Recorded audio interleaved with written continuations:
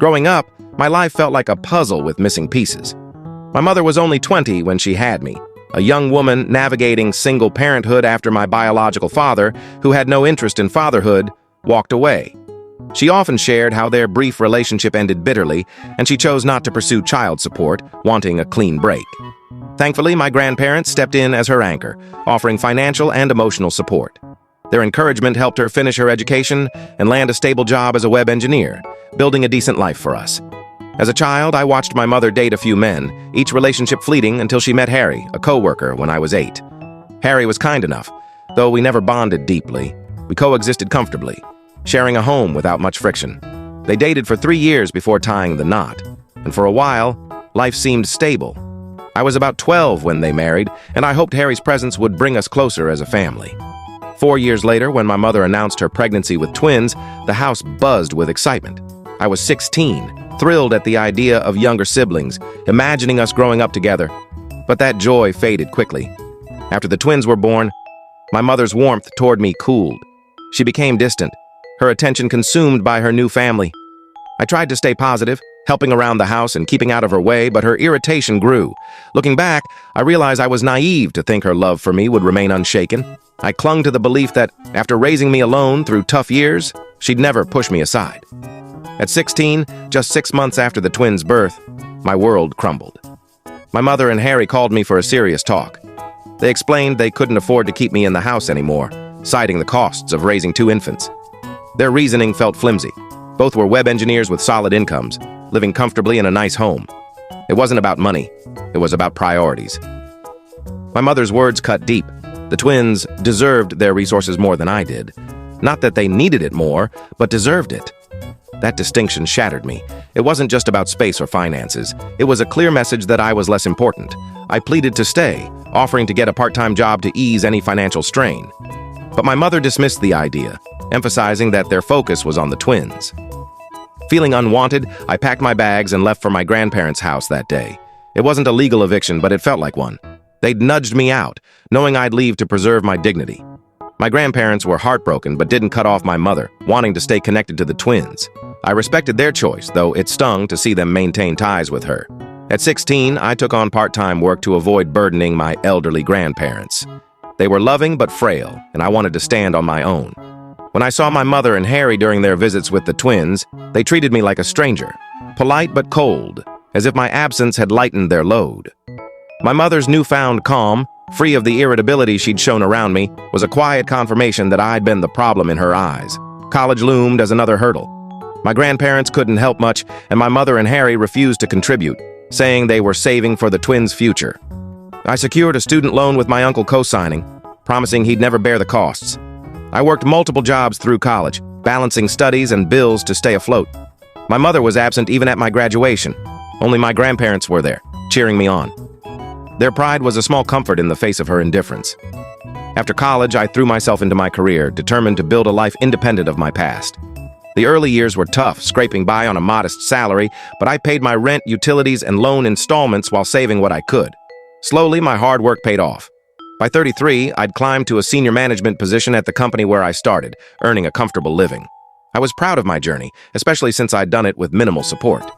Then, out of the blue, my mother reappeared. My uncle, meaning well, had mentioned my recent promotion at a family gathering, urging her to congratulate me. I'd kept my success quiet, sharing it only with a few close contacts, including my uncle, to thank him for his past help. I hadn't spoken to my mother since college, having blocked her to protect my peace. To me, she'd made her choice years ago, and I'd moved on. 4 months ago, she and Harry showed up at my doorstep, uninvited. I let them in, foolishly hoping for an apology or reconciliation. Instead, they revealed their motive. They needed money. Their business venture had collapsed, leaving them in financial ruin, and with the twins nearing college age, they were desperate. They framed it as my chance to make things right by funding my half-sibling's education. I was stunned. They had the audacity to act as if I owed them, even after they'd pushed me out to prioritize the twins. I refused, my voice steady but firm. I reminded them how they'd left me to fend for myself, forcing me to work through college while they saved for the twins. Their response was infuriating. They accused me of being selfish, saying I should have understood their need to focus on their real children. They claimed I'd overreacted as a teenager by cutting them off and moving in with my grandparents. Their attempt to guilt trip me only fueled my resolve. I told them they had no right to expect anything from me, especially after 18 years of silence. When they wouldn't leave, I insisted, and they finally stormed out, blaming me for their troubles. The harassment didn't stop. My mother began emailing me, recounting her sacrifices as a single mother and painting me as ungrateful. I responded once, laying out how she'd abandoned me when I needed her most, but she dismissed it, calling me names. I blocked her email, but she created new accounts to keep contacting me. Then, she escalated further, showing up at my workplace. Thankfully, I was homesick that day. When the receptionist called, I warned my mother over the phone that I'd pursue legal action if she continued. I mentioned my employer's readiness to sue, which seemed to scare her off. She left, but only after demanding a face-to-face meeting, which I refused. The situation took a darker turn a few days ago. Returning home from work, I found her waiting outside my door. When I told her to leave, she lunged at me, knocking my phone away and pushing me to the ground. She screamed, blaming me for her life's failures. Shocked, I managed to overpower her, thanks to my regular workouts and her age. Neighbors, alerted by the commotion, called the police and helped restrain her. When officers arrived, I pressed charges, shaken but resolute. I've since consulted a lawyer about a restraining order, which seems likely given her actions. My grandparents, horrified by her behavior, have cut contact with her, though they maintain ties with the twins. I learned Harry took the twins to his parents' home, distancing himself after confronting her about her actions. She reportedly lashed out at him too, spiraling further. Reflecting on this, I feel a mix of relief and sadness.